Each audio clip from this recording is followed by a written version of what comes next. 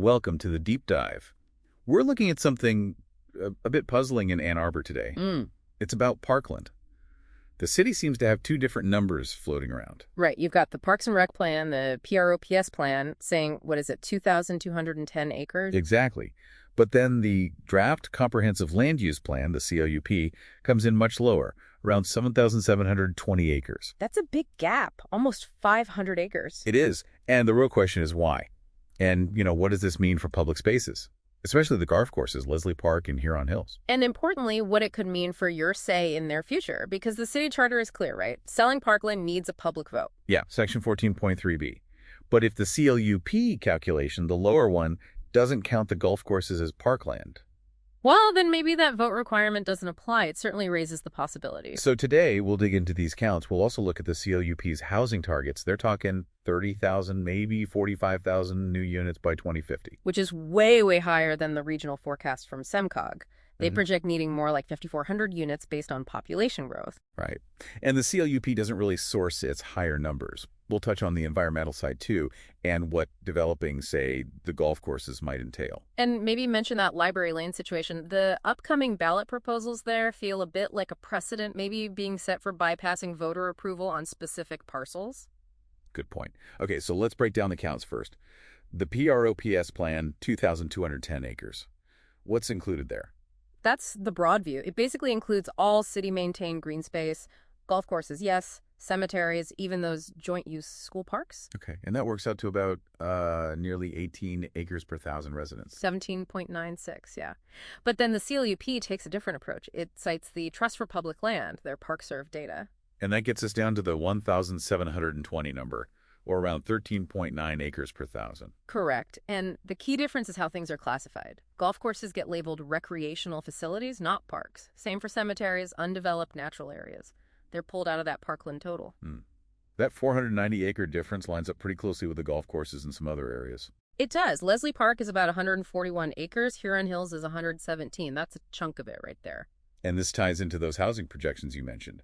30,000 to 45,000 units is a lot for Ann Arbor. Especially when SEMCOG's regional forecast suggests much slower growth, needing maybe 5,500 units. And recent SEMCOG data even showed a slight population dip here. Plus, there are infrastructure questions.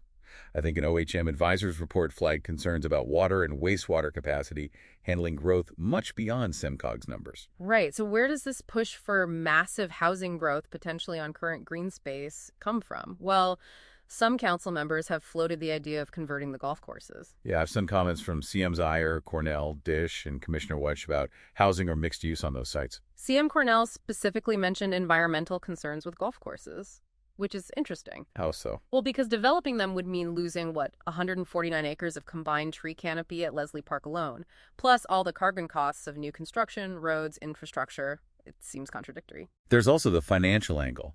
People say the golf courses run a small deficit. They do, slightly. But what often gets left out is the cost of replacing their function. They provide significant flood control, about 55 acre-feet of stormwater detention between them. Replacing that capacity wouldn't be cheap. We're talking maybe $30, $40 million unbudgeted. Easily. And you lose affordable recreation, especially near neighborhoods where, incomes might be lower, maybe fewer people have cars. Okay, so let's connect the dots. Reclassifying golf courses as not parkland in the CLUP could be seen as a way to argue the city charter's vote requirement for selling Parkland doesn't apply to them. like a potential workaround.